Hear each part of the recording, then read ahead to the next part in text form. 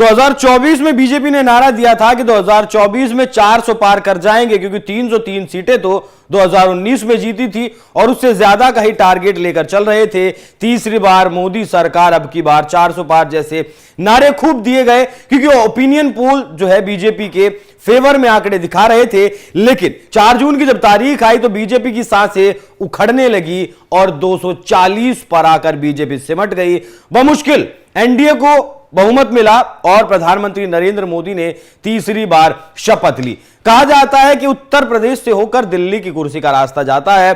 देखने को भी वैसा ही मिला। जो ये हकीकी कहावत है वो हकीकत में उस वक्त तब्दील हो गई जब 2019 में यूपी से 62 सीटें जीतने वाली बीजेपी 2024 के चुनाव में 33 सीटों पर सिमट कर रह गई और जो 30 सीटें घटी वही 30 सीटें बीजेपी को बहुमत के आंकड़े से उन्हीं सीटों ने दूर कर दिया। तो सवाल उठने लगे, हार की वजहों पर मंथन होने लगा कि आखिर हारे तो किसकी वजह से हारे। लेकिन यहां गौर करना यह भी जरूरी है कि मोदी अक्सर गारंटी दिया करते थे, यह मोदी की गारंटी है, मोदी के नाम पर ही वोट मांगा करते थे। जेपी नड्डा इतने अति उत्साहित हो गए थे कि कहने लगे थे कि अब बीजेपी आरएसएस से बड़ी हो गई है। मतलब जब बेटा बाप को आंख दिखाने लगे, जहां से उसकी पैदाइश हुई, अपने आप को बाप से बड़ा जब बेटा मानने लगे तो फिर हाल क्या होता है वो अगर आपको नहीं पता तो 2024 में 4 जून के दिन बीजेपी का क्या हुआ उसे आप देख लीजिए। तो फिर एक बार अब आरएसएस एक्टिव हो गया है, क्योंकि इस बयान से आरएसएस खफा था।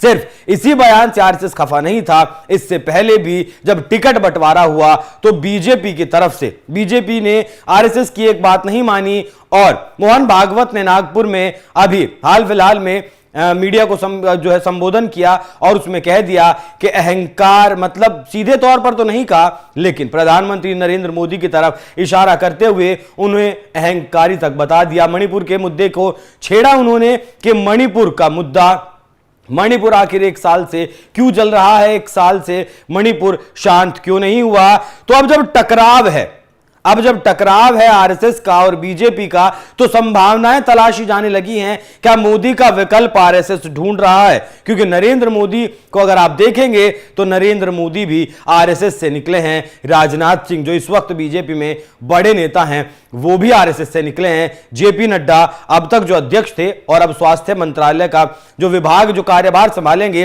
वो भी आरएसएस से निकले हैं और योगी आदित्यनाथ भी आरएसएस से नजदीकियां रखते हैं। आप ये तस्वीर देख सकते हैं, एक बार ये फुल फ्रेम तस्वीरें दिखाइए।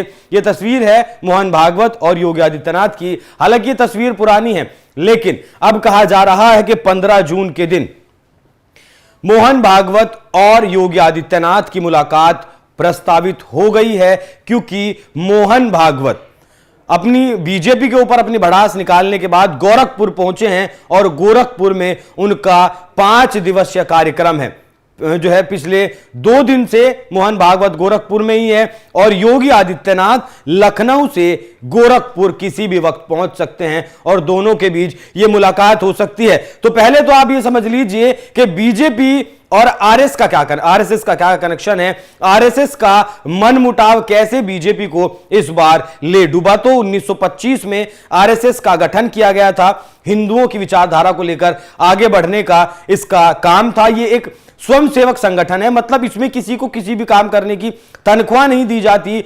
खुद अपने मन से देश के लिए, देश के विकास में, देश का काम करने के लिए, हिंदुओं की विचारधारा को आगे बढ़ाने के लिए स्वयंसेवक इसमें काम करते हैं। आरएसएस की विचारधारा को लेकर आगे चलते हैं। 3 बार आरएसएस को बैन भी किया गया। 30 जनवरी 1948 को जब महात्मा गांधी की हत्या हुई उसके बाद भी आरएसएस को बैन किया गया। एक बार 1962 में बैन किया गया, एक बार और उसके बाद बैन किया गया। 1 करोड़ प्रशिक्षित कार्यकर्ता आरएसएस के पास हैं और तकरीबन 50,000 से ज्यादा शाखाएं आरएसएस लगाता है।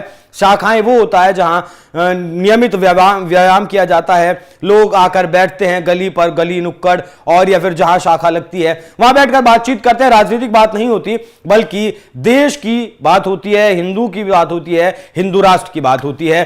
तो एक समझिए 1 करोड़ प्रशिक्षित कार्यकर्ता हैं जो इस चुनाव में कहीं आप सुषुप्त अवस्था में चले गए, मतलब वो बिल्कुल न्यूट्रल हो गए। उन्होंने बीजेपी के लिए काम नहीं किया। वोट जो ट्रांसफर करवाने का काम जमीन पर होता था वो अब तक आरएसएस के जिम्मे होता था। लोगों को घरों से निकालना, पोलिंग बूथ तक पहुंचाना, पोलिंग बूथ से उन्हें वापस घर छोड़ना और घर घर जाकर, डोर टू डोर जाकर कैंपेन करना कि आप बीजेपी को वोट करिए। बीजेपी आरएसएस की एक शाखा है। आरएसएस की समयोगी आरएसएस के भीतर लगभग 80 संगठन हैं और उन 80 संगठनों में से आरएसएस एक है। तो अब जिस तरीके से अब ये आरएसएस आप समझ गए होंगे, अब जिस तरीके से मोहन भागवत योगी आदित्यनाथ से मिलने वाले हैं, हालांकि ये मुलाकात अक्सर होती है, प्रोटोकॉल के तहत होती है। जब भी मोहन भागवत गोरखपुर पहुंचते हैं तो योगी आदित्यनाथ उनसे मुलाकात करने के लिए जाते हैं। लेकिन जिस तरीके से खबरें आ रही हैं, तमाम दिल्ली और लखनऊ के बीच टकराव है, मतलब मोदी और योगी के बीच टकराव है। प्रधानमंत्री मोदी योगी पर या फिर बीजेपी का जो आला कमान है वो योगी के सिर पर इस हार का ठीकरा फोड़ना चाहता है। लेकिन योगी आदित्यनाथ इस बात के लिए तैयार नहीं है, क्योंकि योगी आदित्यनाथ ने तमाम नेताओं के नाम भेजे थे कि इन नेताओं को आप टिकट मत दीजिए, इन नेताओं को अगर आप टिकट देंगे तो हार निश्चित है। क्योंकि लोकल जो कैंडिडेट थे, जो बीजेपी ने कैंडिडेट उतारे थे, उनका क्षेत्रीय तौर पर विरोध था और उसी विरोध का सामना करना पड़ा, जिसकी वजह से बीजेपी को हार का सामना करना पड़ा। तो अब संभावनाएं का तलाशी जाने लगी हैं, क्या मोदी का विकल्प अब ढूंढा जाने लगा है? सबसे बड़ा सवाल यही है, क्योंकि जिस वक्त 2012 में ऑफिशियल तौर पर आरएसएस की तरफ से नरेंद्र मोदी को का जो चेहरा है वो प्रधानमंत्री पद के लिए रखा गया था, उस वक्त नरेंद्र मोदी लगभग 62 साल के थे। तो आरएसएस एक ऐसे चेहरे को चुनता है प्रधानमंत्री पद के लिए या फिर बड़ी जिम्मेदारी देने के लिए जो उनका एजेंडा है उसे लेकर आगे बढ़ सके, जो हिंदू राष्ट्र की बात करता हो। और योगी आदित्यनाथ पूरे समावेशी आरएसएस के एजेंडे में होते हैं और यही कारण है कि आरएसएस मोहन भागवत और योगी आदित्यनाथ की नजदीकी अब लगातार बढ़ती जा रही है और इस मुलाकात के भी मायने अब निकाले जाने लगे हैं कि क्या 2029 में आरएसएस योगी आदित्यनाथ को प्रोजेक्ट करेगा या फिर जिस तरीके से कहा जा रहा है कि 2026 में डीलिमिटेशन होना है, मतलब 2026 में परिसीमन होना है और परिसीमन में जो इस वक्त हमारी 543 लोकसभा की सीटें हैं वो बढ़कर 753 हो जाएंगी। और क्या उस वक्त देश दोबारा से मध्यकालीन चुनाव में जा सकता है या फिर अगर एनडीए के जो दल हैं, जो टीडीपी है या फिर नीतीश कुमार हैं, चिराग पासवान हैं, ये जो और तमाम छोटे छोटे दल हैं, वो अगर साथ छोड़कर जाते हैं, अल्पमत में सरकार आती है और मध्य और बीच में चुनाव करवाने की अगर नौबत आती है, तो क्या आरएसएस योगी आदित्यनाथ को प्रधानमंत्री मोदी के विकल्प के तौर पर रख देगा? क्योंकि अब नरेंद्र मोदी और अमित शाह, उनके बाद कहा जाता था कि मोदी के बाद अमित शाह का नंबर है, उत्तराधिकारी उनके वो हो सकते हैं। लेकिन जिस तरीके से नरेंद्र मोदी से आरएसएस नाराज है, ठीक उसी तरीके से इसी कड़ी में, हालांकि नाम कहीं नहीं आया, लेकिन मोदी और अमित शाह एक साथ माने जाते हैं कि सोच उन दोनों की मानी जाती है।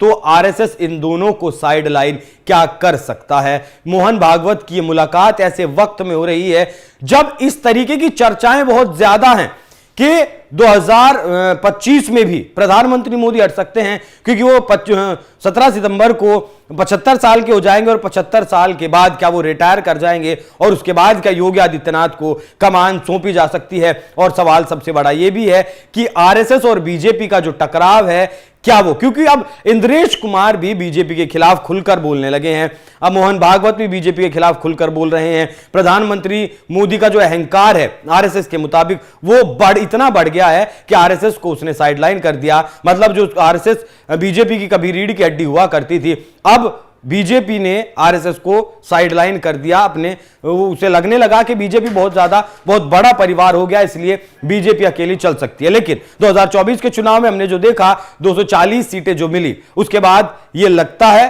कि अब आरएसएस विकल्प तलाशने लगा है कि प्रधानमंत्री मोदी का विकल्प कौन होगा। तो क्या अब मोदी के उत्तराधिकारी के तौर पर आरएसएस योगी आदित्यनाथ को प्रोजेक्ट करेगा? क्योंकि हिंदू राष्ट्र की बात करते हैं योगी आदित्यनाथ, हार्ड हिंदुत्ववादी नेता हैं और जो है आप जानते ही हैं किस तरीके से वो कानून व्यवस्था हो या फिर देश को विकास में आगे ले जाने की बात हो, लेकिन ये चीजें अलग हैं। आरएसएस का जो एजेंडा है, आरएसएस की जो कार्यशैली है, उसमें योगी आदित्यनाथ बिल्कुल फिट बैठते हैं। तो जवाब दीजिएगा, आपकी क्या कुछ राय है? क्या आरएसएस योगी आदित्यनाथ को अब प्रोजेक्ट करने की तैयारी करेगा प्रधानमंत्री मोदी के विकल्प के तौर पर? क्या कुछ आपकी राय है? कमेंट कर जरूर बताएं। नमस्कार।